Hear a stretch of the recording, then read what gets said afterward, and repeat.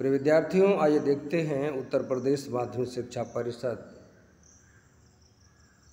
प्रयागराज के कक्षा 10 के संस्कृत विषय के अंतर्गत गद्य खंड में 12वां पाठ द्वादशः पाठः मिल गया ना किताब में। दीन बंधु ज्योतिबा फुले, एक ऐसा नाम जो समाज के लिए बहुत कुछ दे गया है, तो ये पढ़ना बहुत ज़रूरी है। हिंदी में थोड़ा सा लिखा हुआ वो आप देख लीजिएगा, उसके बारे में हम ज़्यादा टिप्पणी नहीं करेंगे, लेकिन कुछ ज़रूर हम वैसे बाँच देते हैं, सुन लीजिएगा। ये पाठ समाज सुधारक दीनबंधु ज्योतिबा फुले पर आधारित है, अर्थात इनके जीवन की प्रमुख घटनाओं पर आधारित है। ज्योतिबा फुले ने अपना संपूर्ण जीवन समाज सेवा में समर्पित कर दिया।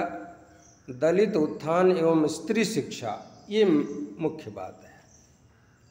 दलितों की उन्नति यानी उनके विकास के लिए और स्त्री शिक्षा के क्षेत्र में इनका योगदान प्रशंसनीय है। जो इन्होंने सहयोग दिया है उसकी जितनी प्रशंसा की जाए कम है। देश में सर्वप्रथम बालिका विद्यालय की स्थापना इन्हीं की देन है। शुरू में हम चर्चा किए थे ना, कुछ परेशान से लगते हैं, ऐसा क्यों? तो भारत में सबसे पहले बालिकाओं को पढ़ाने के लिए जो विद्यालय स्थापित किया, तो वो कार्य इन्होंने ही किया है। इनके समय में अस्पृश्य लोग उच्च वर्ग के कुएं से पानी नहीं ले सकते थे। अस्पृश्य किसे कहा गया है?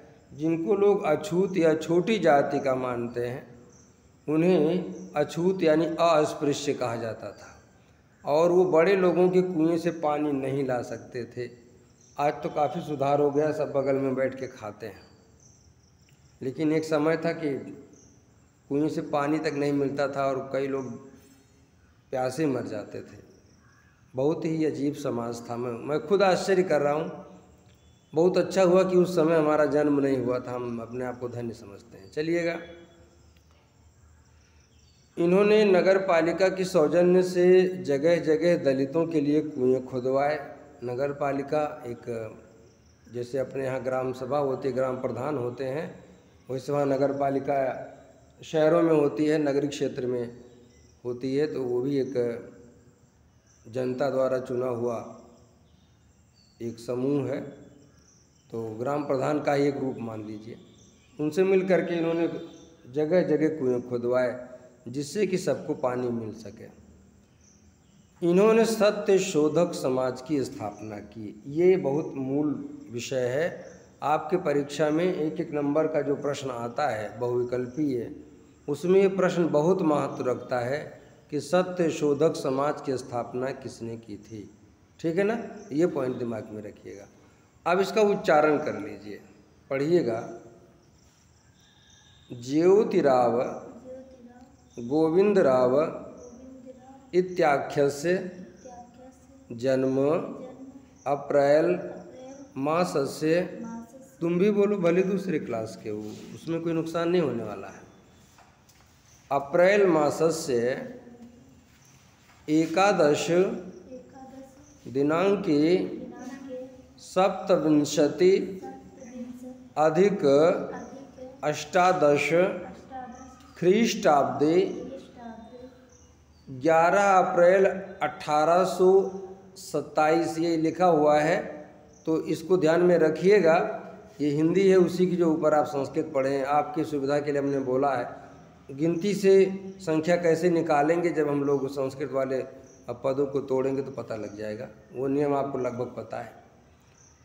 तो ख्रीष्टाब्दे पुणे नाम के स्थाने अभवत अयम महात्मा फुले एवं ज्योतिबा फुले नामना प्रचलितो एको महान भारतीय विचारकः समाज सेवकः लेखकः दार्शनिकः क्रांतिकारी कार्यकर्ता च आसीत्। 3 अधिक 70 अष्टादश शततमे ख्रीष्टाब्दे अयं महाराष्ट्रे सत्यशोधक समाज नाम कीं संस्थां संगठितवान्। नारीणां दलितानां च उत्थानाय अयम् अनेकानि कार्याणि अकरोत्। भारतीया मानवा सर्वे शिक्षिता स्युः। अस्य एतत् चिन्तनम् आसीत्। तस्य पूर्वजाः पूर्वं सतारातः, सतारा एक स्थान है महाराष्ट्र का, तो सताराता मतलब सतारा से समझिएगा, सतारातः आगत्य पुणे नगरं प्रत्यागत्य पुष्पमालां गुम्फयन् स्वजीवनं निर्वापयामास। परिणामस्वरूपे मालाकारस्य कार्ये संलग्ना इमे फुले नाम्ना विख्याताः अभवन्। महानुभावो अयं प्रारंभिक काले मराठी भाषाम् अपठत्, किन्तु दैववशात् अस्य शिक्षा मध्ये अवरुद्धा संजाता।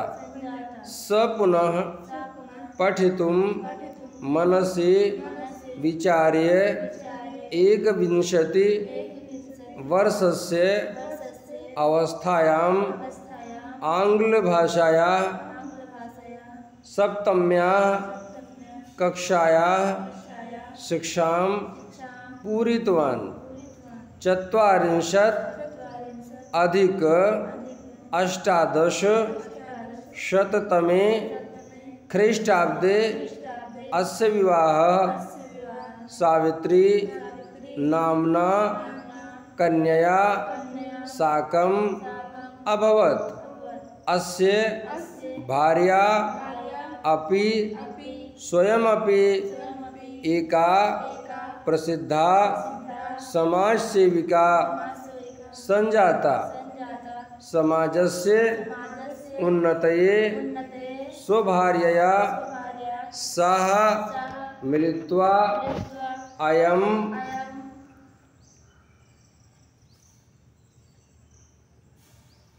दलितोत्थानाय स्त्री शिक्षायै च कार्यम् अकरोत्। ज्योतिबा फुले भारतीय समाजे प्रचलित जात्याधारित विभाजनस्य पक्षे न आसीत्।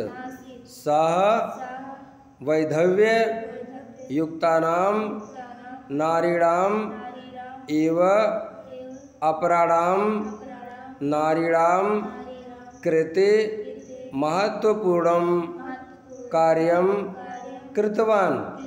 कृषकाणां दशां वीक्ष्य दुःखितो अयं तेषाम् उद्धाराय सततः प्रयत्नशीलः आसीत्।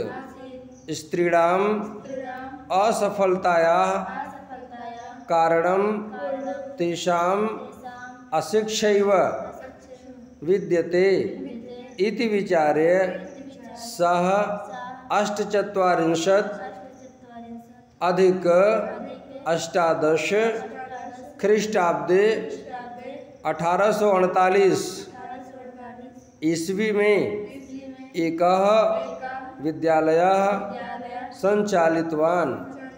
अस्य कार्याय देशस्य अयं प्रथमो विद्यालयः आसीत्। बालिका शिक्षायै शिक्षिकायाः स्वल्पता दृष्ट्वा सः स्वयमेव शिक्षकस्य भूमिकाम् अनिर्वहत अनन्तरं स्वभार्यां शिक्षिकारूपेण नियुक्तवान्। उच्च संवर्गीया जनाः प्रारंभकालात् एव तस्य कार्ये बाधां स्थापयितुं कटिबद्धाः आसन्, परञ्च अयं स्वकार्ये प्रयत्नमानः अग्रगण्यः अभवत्। तम् अग्रे गतिशीलं दृष्ट्वा ते दुर्जना तस्य पितरं प्रति अशोभनीयं कथनम् अकथयन्। बहुत बड़ा अवतरण था विद्यार्थियों, पूरे को लेके हम चले हैं, सबका शब्दार्थ आपको देना है, इसलिए आपको इसके शब्दार्थ को पकड़ने के लिए अपनी कलम और रफ को कुछ ज़्यादा स्पीड में लेके चलना पड़ेगा, क्योंकि इस समय हमारा दो काम हो रहा है, आप पढ़ भी रहे हैं और रिकॉर्डिंग भी चल रही है। बात समझ रहे हैं? तो समय ना गंवाइएगा।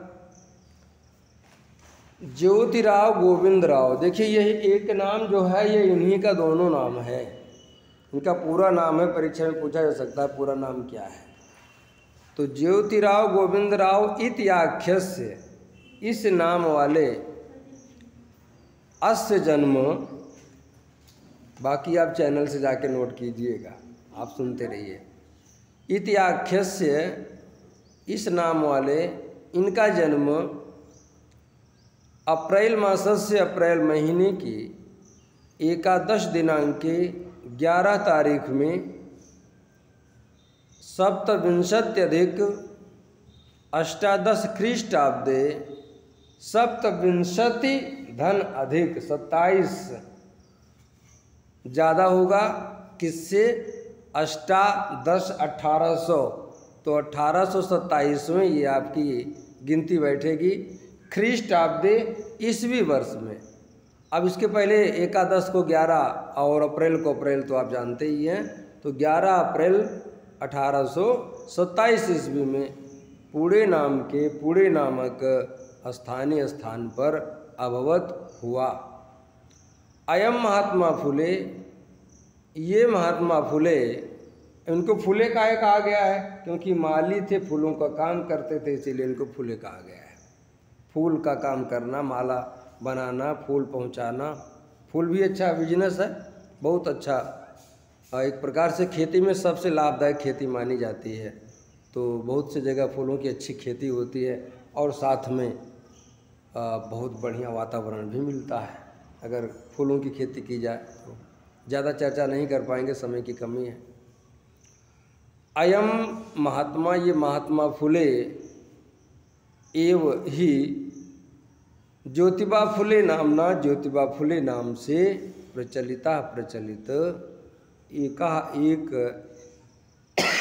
महान भारतीय विचारक, समाज सेवक, लेखक, दार्शनिक, क्रांतिकारी इसलिए कहते हैं क्योंकि नया विलक्षण कार्य आरंभ किया है। क्रांतिकारी मतलब खाली बंदूक चलाने वाले को नहीं कहते हैं, बात समझिएगा।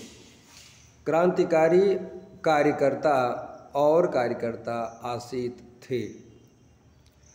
त्रयाधिक सप्तति 73 बनेगा, ये बहुत महत्वपूर्ण संख्या आपको बताई जा रही है, परीक्षा में पूछा जा सकता है। सत्यशोधक समाज की स्थापना कब हुई थी, तो उस संख्या को दिया जा रहा है।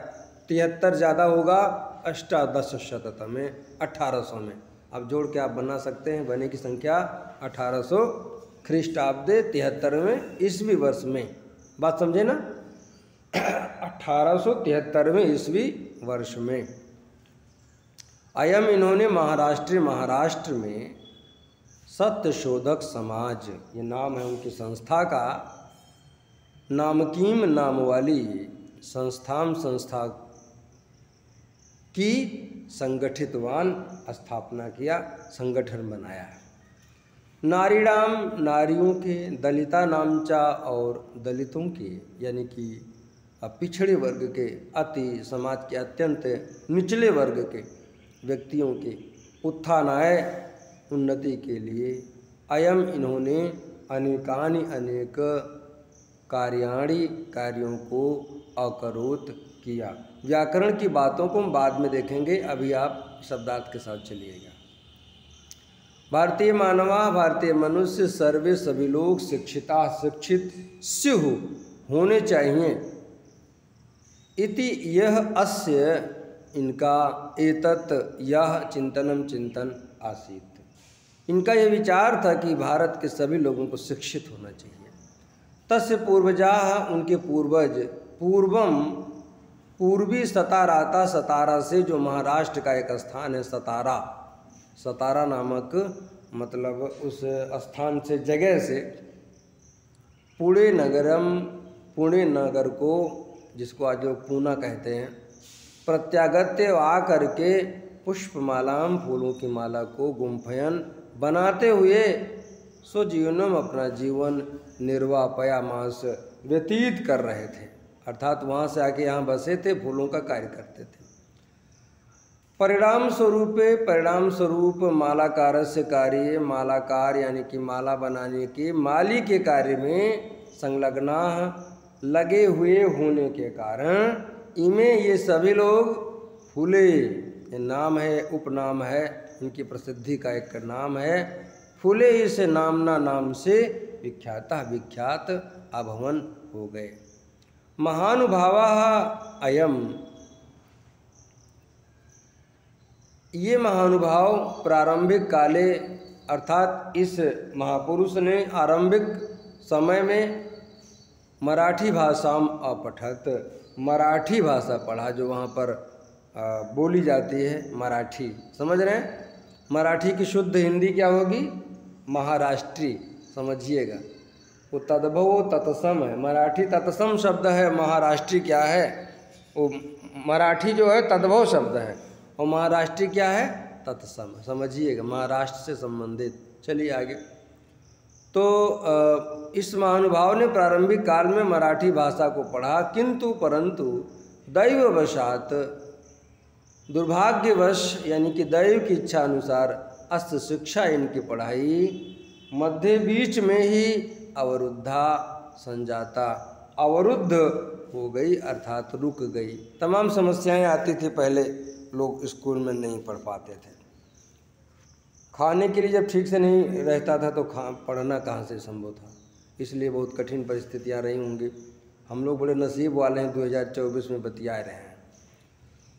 पुनः इन्होंने दोबारा पठितुम पढ़ने के लिए मनस अपने मन में विचार्य सोच करके यानी विचार करके 21 वर्ष से 21 वर्ष की अवस्था में आंग्ल भाषाया अंग्रेजी भाषा की सप्तम्या कक्षाया 7वीं कक्षा तक शिक्षाम पूरितवान, पढ़ाई पूरी कर ली।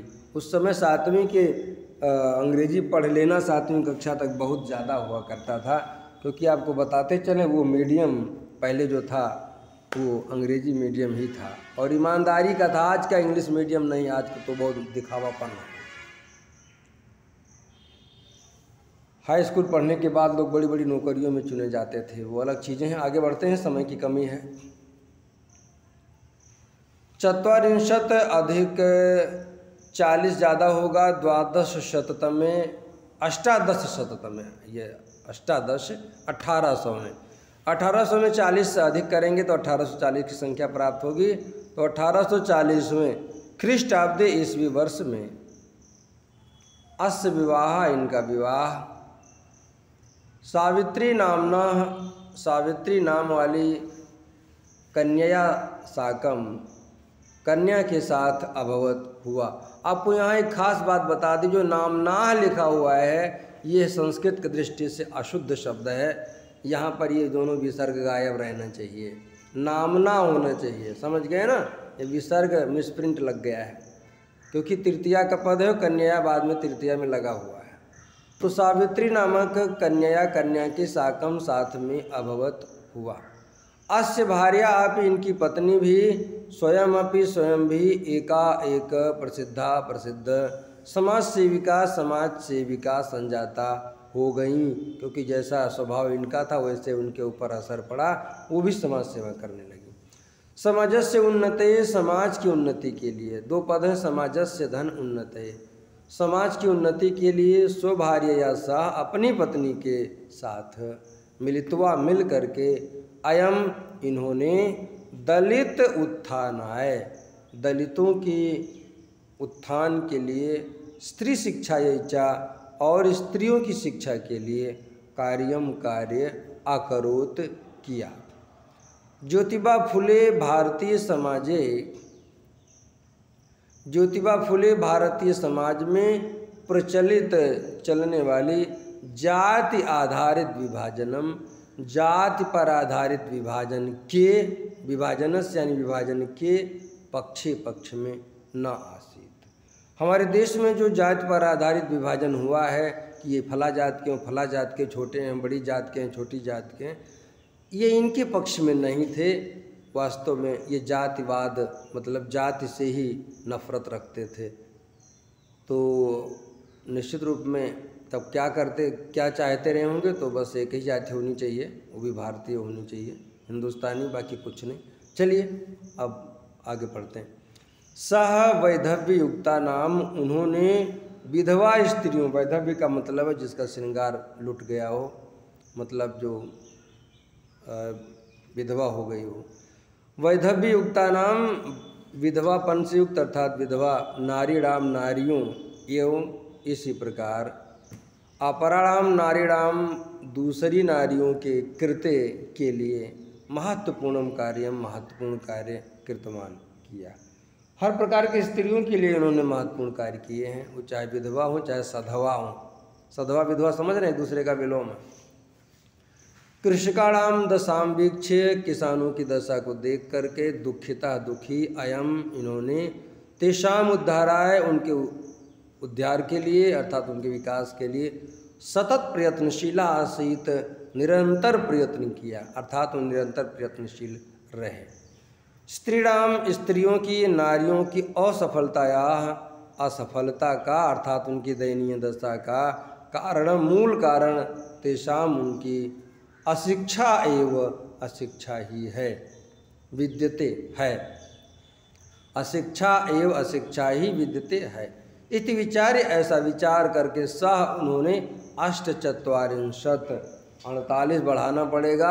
8 माने 8, 44 माने 40, 40 8 48 बनेगा, अधिक होगा अष्टादश शततमे ख्रीष्टाब्दे 1800 में, 1848 में ये संख्या प्राप्त होती है। ख्रीष्टाब्द ईस्वी वर्ष में इन्होंने क्या किया, एक विद्यालय, यहाँ एक शब्द जोड़ना चाहिए था, बालिका विद्यालय, एका विद्यालय संचालितवान, एक विद्यालय संचालित किया। किसके लिए विद्यालय चलाया गया है? स्त्रियों के लिए चलाया गया है, बालिकाओं के लिए। अस्य कार्याय, इस कार्य के लिए देशस्य अयम, देश का ये है, प्रथमा विद्यालय, पहला विद्यालय आसीत था। पहला विद्यालय था जो बालिकाओं की पढ़ाई के लिए स्पेशल बनाया गया था। कब बनाया गया? 1948 में। किसने बनाया? ज्योतिबा फुले ने। आगे बढ़िएगा। बालिका शिक्षा यही बालिकाओं को पढ़ाने के लिए शिक्षिकाया स्वल्पता, शिक्षिकाओं की कमी को, स्वल्पता माने कमी को दृष्टवा देख करके सह उन्होंने स्वयं ही शिक्षकस्य भूमिकाम, शिक्षक की भूमिका निर्वहन किया।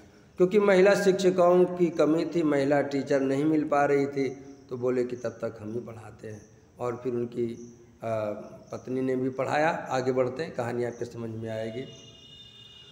अनंतरम स्वभार्याम, इसके बाद अपनी पत्नी को शिक्षिका रूपेण, शिक्षिका के रूप में नियुक्त किया। उच्च संवर्गीय, उच्च वर्ग के जना लोग प्रारंभ कालात एवं आरंभ से ही तस्य कार्य, उनके काम में अर्थात स्कूल चलाने वाले कार्य में बाधाम स्थापयितुम, बाधा उत्पन्न करने के लिए कटिबद्धा आसन, कमर कसे हुए थे अर्थात जुटे हुए थे। परंतु अयम, इन्होंने स्वकार्ये अपने कार्य में प्रयत्माना प्रयत्न करते हुए अग्रगण्य अभवत सबसे आगे का स्थान प्राप्त किया। अर्थात ये अपने कार्य में लगे रहते हुए परंतु ये अपने कार्य में निरंतर प्रयत्नशील होते हुए आगे बढ़ते रहे। तम अग्रे गतिशीलम दृष्टवा, उनको आगे बढ़ता हुआ देखकर, ध्यान दीजिएगा, अग्रे माने आगे, गतिशीलम मतलब बढ़ता हुआ गतिशील, दृष्टवा देखकर, ते दुर्जना, उन दुष्टों ने जो उच्च वर्ग के लोग थे, तस्य पितरम प्रति, उनके पिता के प्रति अर्थात उनके पिता को, अशोभनीयम कथनम अकथयन, अशोभनीय कथन भी कहा अर्थात उन्हें गाली भी दी। लोग इनको नहीं पाए तो उनके दादा जाके गाली वाली देने लगे, कह दो छपरा वपरा हटा लेने, फुका देवे। समझिएगा उस समय की गुंडई और पहले के विलेन। पुरानी फिल्मों में आपने देखा होगा वो धोती और जैकेट वाले होते थे, बड़ी बड़ी मूछें और टोपी लगा के, लगता था कि मनुष्यों से उनका कोई तालमेल नहीं है। तो अगर स्कूल चलाया जा रहा था तो इनको क्या दिक्कत थी, लेकिन भाई सोच अपनी अपनी। आइए व्याकरण के तत्व तो देख लेते हैं, समय की कमी है, काफ़ी देर से हम लोग प्रयास कर रहे हैं, वीडियो थोड़ा बड़ा हो रहा है, समस्या बन रही है, वीडियो बड़ा हो रहा है। चलिए देखिएगा, इति धन आख्यस्य, यहाँ पर यण संधि की गई है, इको यणच सूत्र लगा हुआ है, समझ में आ रहा होगा। सप्तविंशति धन अधिक, यहाँ पर भी यण संधि है और यहाँ पर भी इको यणच सूत्र लगा हुआ है। स्थानीय धन अभवत, यहाँ पर पूर्व रूप संधि है और इसका सूत्र है इंगा पदांताद अति, पूर्व रूप संधि, स्थानीय धन अभवत, पूरे नाम के स्थानीय मिला है ना एक शब्द, स्थानीय धन अभवत मिला होगा आपको। हाँ, किताब ध्यान से देखोगे तभी जान पाओगे हम कहाँ से कहाँ कूद जा रहे हैं। वास्तव में कठिन शब्दों को हम देख रहे हैं।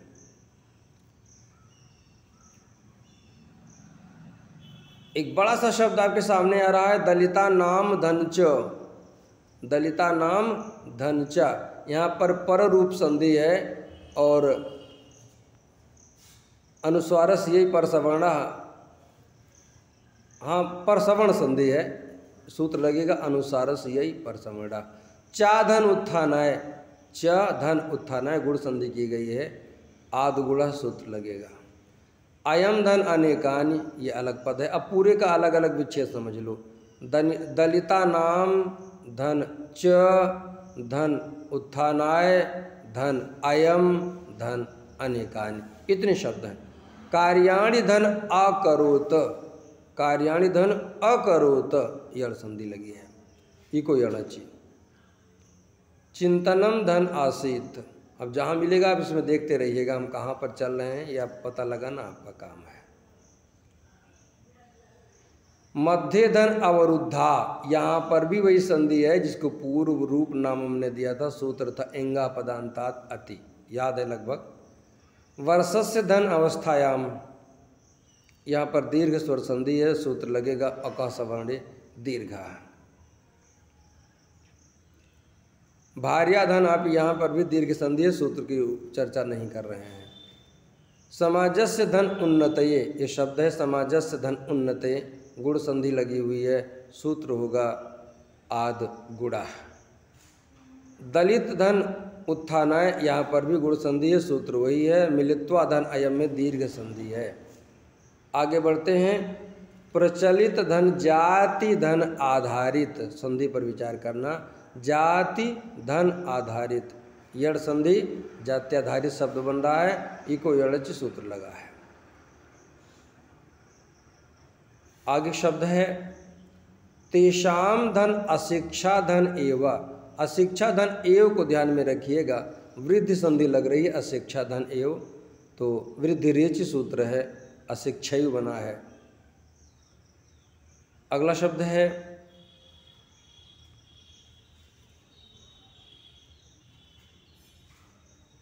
लगभग स्पष्ट है कोई शब्द, आधन निर्वाहत, एक आ उपसर्ग है और वहन करना एक धातु है, वह धातु है।